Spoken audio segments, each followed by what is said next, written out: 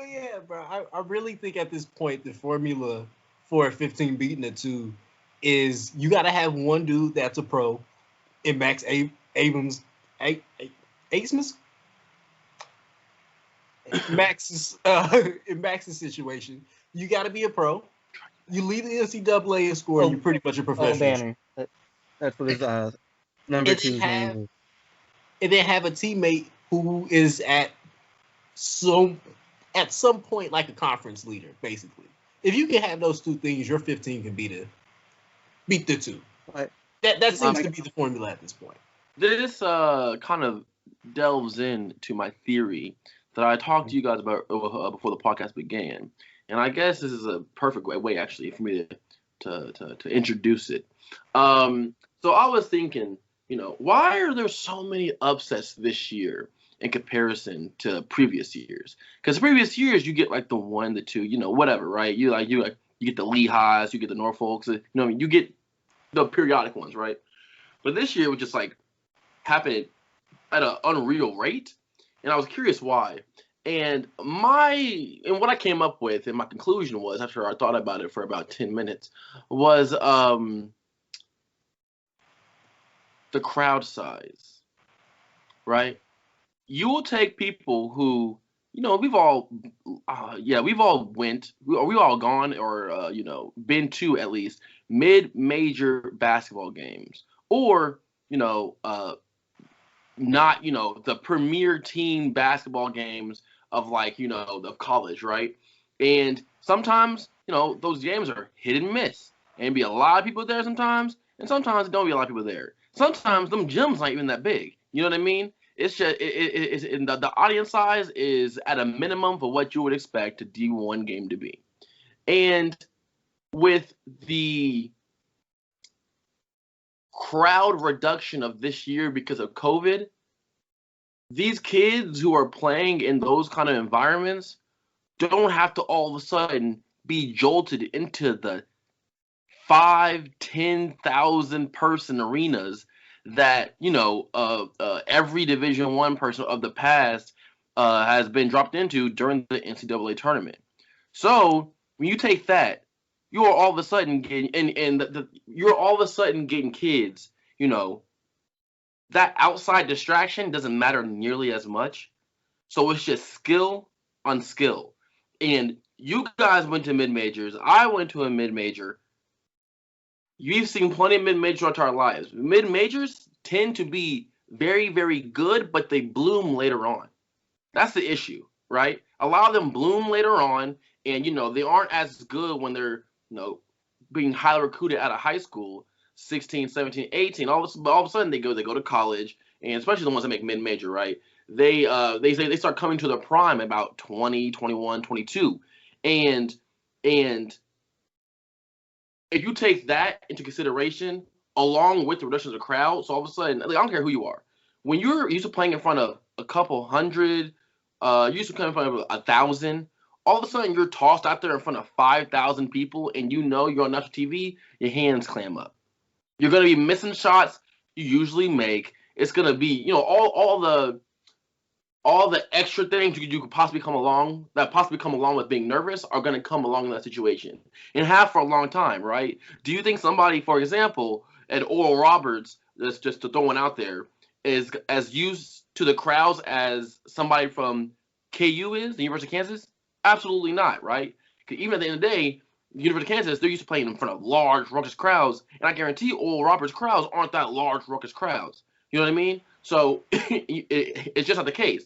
Also, these mid-major schools are mid-major for a reason. The population of the schools are lower. So even if it's full, their gyms might not be all the way full just because the population of the schools are lower. So you took away the crowd, all of a sudden, it's just mano-a-mano, skill on skill, none of the extra hoopla. And all of a sudden, this year, we're seeing a bunch of these upsets. And you're like, oh, who's that kid? He can hoop. Who's that kid who can hoop? A lot of these kids are hooping, especially on these D1, like these high-level D1 kids, because they know it's like a play from the showcase, but there's no extra distractions for them to, fall victim to. So that's why that's what I thought about. What's the difference of this year than past years? And that's probably the most common No, the one that kind of stood out to me while I was thinking about it.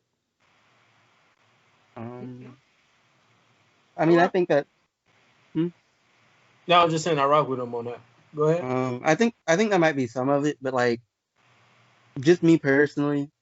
So like, I feel this year that I think part of it is like I think this year in particular, like even relative to other years, where like it's not exactly uncommon. Like there are a bunch of like mid majors in particular that are underseeded. Like they probably should be considered a better team. I think that they're and like the reason for this is like, you start talking about like, how you're gonna seed teams and whatever. It's just like, what the resume and whatever. You start talking about the resume, you start talking about, okay, who has this team beat? Like who they played, who have they beat and whatever. And for example, Loyola Chicago, their only like really noteworthy games were a game where they lost by 12, like Wisconsin, and I think they beat Drake like 3 times, but Drake's also in the was also in the tournament. They lost their game against USC, but like their best player's been hurt for a minute now. But like they're also considered a top 10 team on KenPom, like Loyola Chicago, right? And so I feel like the selection committee tends to look at like resume a lot, which isn't necessarily wrong. But one of the issues that you run into is like resume is very much dependent upon scheduling, and like you can't play teams that don't want to play you. And that is more pronounced in a year where your schedule can go to shit because like you or like a bunch of other teams on your schedule caught COVID or something. And now you have like 3 weeks, no game. Or like your big time game got canceled or what have you. And so you get to the end of the season and you don't have the resume necessarily that you would have had other years. Another reason is like Syracuse is a low seed this year, and they apparently are just really good. Like Boheim is just really good at like playing the underdog. I guess he's made it to the second weekend for like the fourth or fifth time. I think underseeded. Like it's apparently just the thing he does at this point. But I guess more to the basic point, I think that's a lot of it. Is just like a lot of teams this year have been underseeded. Like Oral Roberts was probably underseeded. Like they probably like he watched them play. Like probably shouldn't have been a 15. Like, but here's the thing. Here's my question then. Okay. And you could always make the case for underseeded for most years, right? Mm-hmm. For a significant amount of teams, right? Or not enough teams. For a good amount of years previous to this one, you can make an argument for wrong seedings, right? Okay. But to go along with that, I think that both of those things, I guess this isn't a question, but both of those things go hand in hand with kind of what I'm saying. Well, yeah, they both go hand in hand with what I'm saying. It's, a seeding thing, but at the end of the day, once you go into these gigantic stadiums, you still got to go out there and play in an environment you're not used to playing in. Oh, the environment you're going to play in, Oral Roberts, ACU, those kids, it's center 6'5", right? That's what you said, Alan? Center 6'5". I don't know if that was hyperbole or not, but was that hyperbole? I think you was just saying no. Like they actually have a 6'5" post. Okay, 6'5" post, right? Which in D1, especially in major D1, that's unheard of, right? Yeah. But they Grant Williams, Rodman, right? Whatever, but they lost their first, or they won their first game, right? But do you think they beat that first game if they're playing literally in front of crowds that Texas? They beat Texas. Yeah. Texas. Who? ACU. Griffin? Yeah.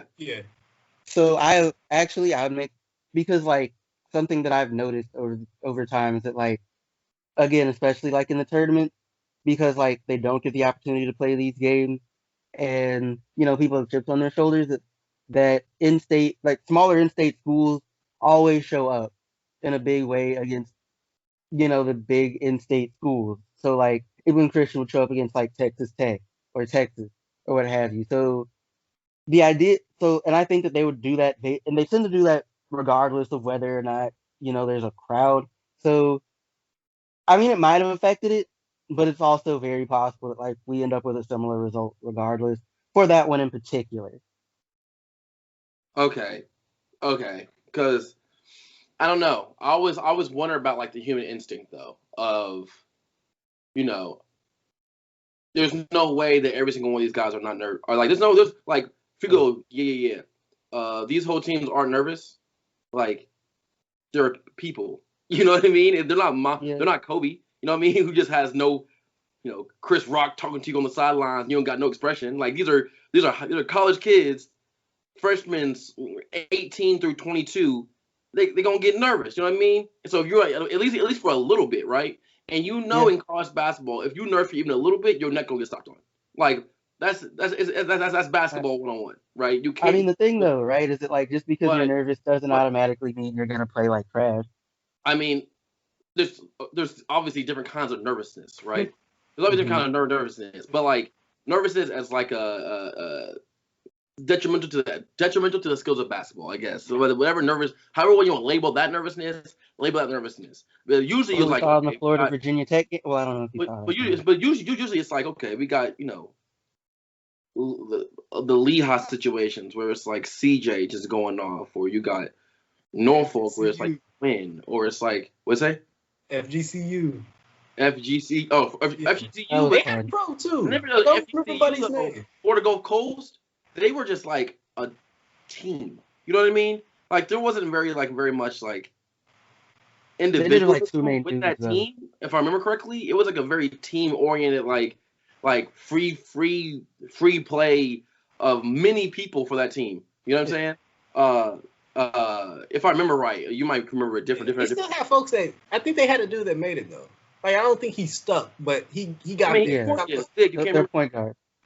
You can't remember. Of course he didn't stick. I want to say like Farmar or something, but I might be wrong. Oh, you talking about FGCU? Yeah, I don't remember. I think that's what Buddy's. I think that's what Buddy's last. Like I don't think he stuck. And I could be completely off. Like I probably am. He must have not been. Basketball Farmar remembers Jordan. Like look. He didn't last long because none of us, we all having trouble figuring out this guy's name. He didn't last. But I don't even remember the year, bro. Just congratulations, FGCU. Yeah. Do y'all think Lob City from college basketball? Y'all did the other thing that year, right? But I don't know. The upsets this year though, it's just like but I do think in terms of basketball that environment does matter. I mean, if it didn't, then home court wouldn't matter. You know what I mean? Environment does matter. And especially you playing like against these, you playing against these traveling teams, right? Or these monster traveling teams, I mean, like whose fan bases like really travel, like an Iowa State or like I don't know, Kentucky if they were not complete garbage. You know what I mean? Like even if they were, even when they're super bad, that fan base still travels. Okay, waste of money. But like whatever, spend your money how you want to spend it. Use your stimmy how you want to use your stimmy. But it's but I do think environment matters. It's a lot of other things that obviously go along with it because if that one thing is the case, then like it'd be way more examples of it, right? But to a degree at least, I think that upped the ante to why there could have been so many more upsets. Because I'm just going through Instagram. I'm seeing an upset every day. I'm like, I don't know what the deal is with this, but I'm seeing an upset every single day, and I'm just like, I feel like if I noticed it this year, I would have noticed it another time. You know what I mean? And it just didn't catch my eye as drastically another times it is today, or did the last like couple days, whatever. So it felt like it was like 4 back-to-back upset wins, like that happened right after each other. Like every time a game was ending. There were a bunch of upsets, but like I also feel like it's a situation because like a lot of the games that ended up being upset were games that I feel like people were like, yeah, this like people like this could like this seems like a likely upset or whatever. like I don't think like outside of Oral Roberts possibly, I don't think there were any upsets that came completely out of the blue. Like if there's a team that got upset, pretty much like the fact that they got upset isn't the most surprising thing in the world. Once again, Calvin McGowan, hope you enjoyed yourself.